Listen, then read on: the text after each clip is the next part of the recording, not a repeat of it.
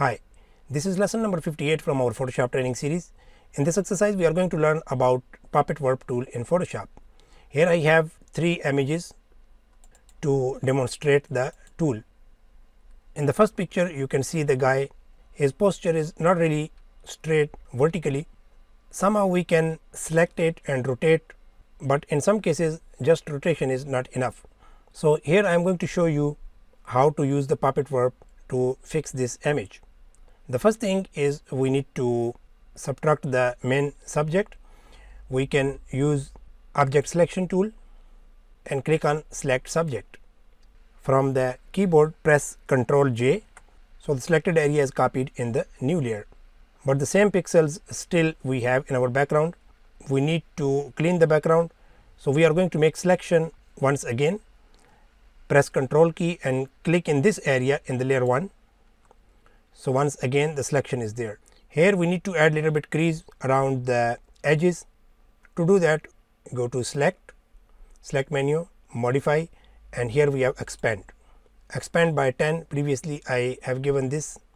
You can change this value according to your image size. Click OK. If I will zoom, you can see here we have gap now. Turn off the layer 1, select background, go to edit, fill, make sure that the content aware is selected, click OK, press Ctrl D to deselect. So here we have a background and this is independent layer. The layer is selected, go to edit menu and here we have puppet warp. Click it. Using this tool you can add pin in your image in different location to control the movement. So let's start from the bottom. If I will click here, you can see one pin is added, and with a single pin just we can move the layer content this way. Let's try to add another pin here. Now if I will click and drag, the other will work as a pivot, and if I will click on this pin and click and drag, you can see this is the center point of our rotation. Let's delete the pin. You can press delete key or press alt and click on the selected pin. This way we can delete the pin. Once again I am going to add the pin, second here, and the third one I will add to the right side. This time if I will move this pin, you can see the layer content is controlled from the bottom. This way we can adjust, and if I will select this pin and move, look at this way it works. Anywhere we can add pin to lock the position. If I will add here, now if I will move, you can see the other side movement is limited. So once again if I will add one pin here, and this time if I will push inside, look at this. Also we can rotate the pin. Let's rotate this pin.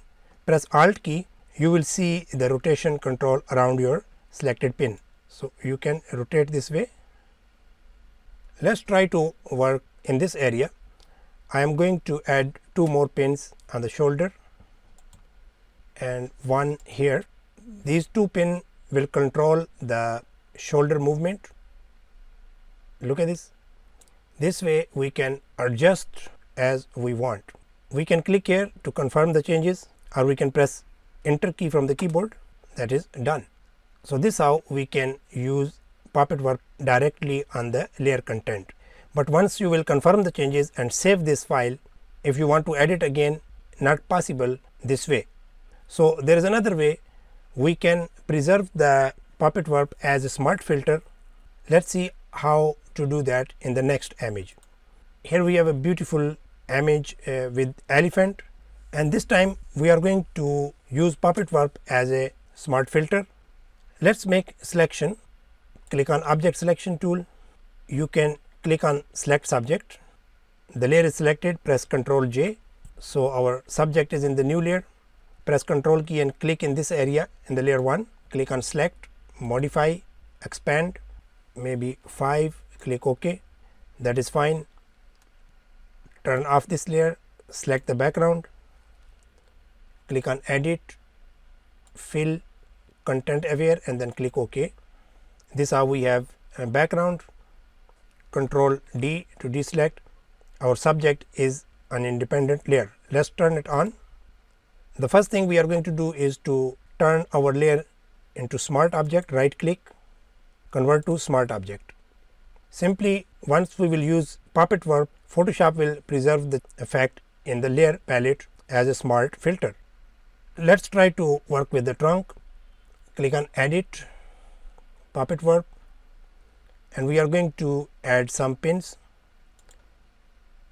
So we can add pins this way.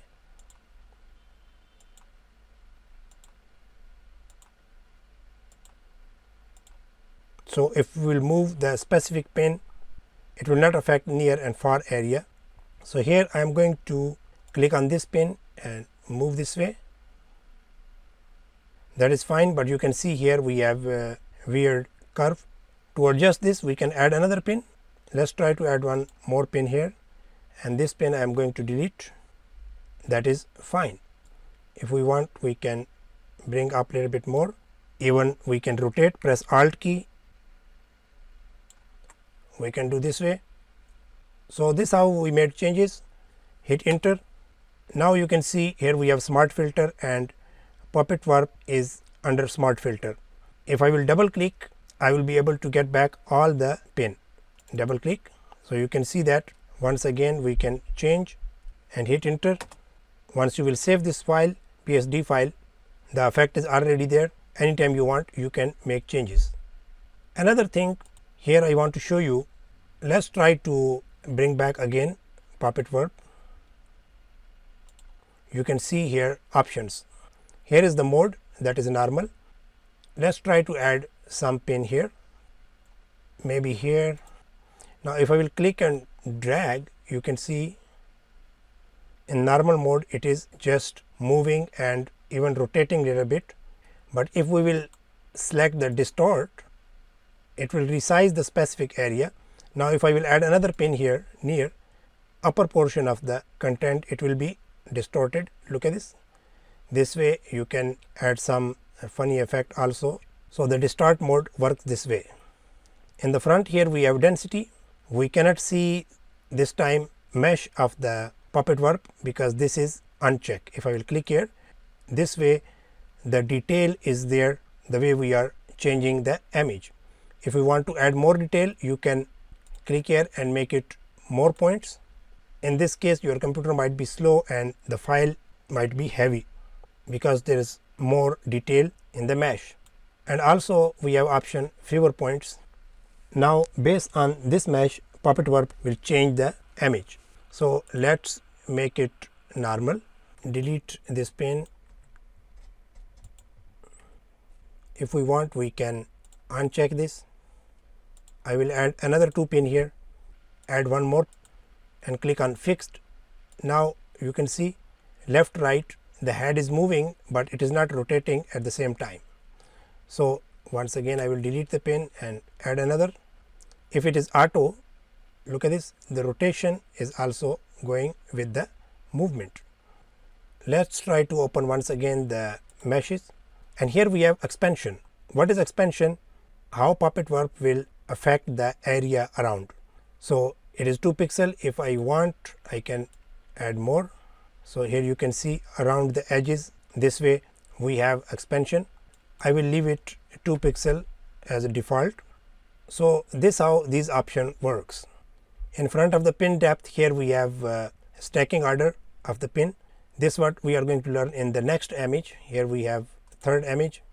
This is charging cable.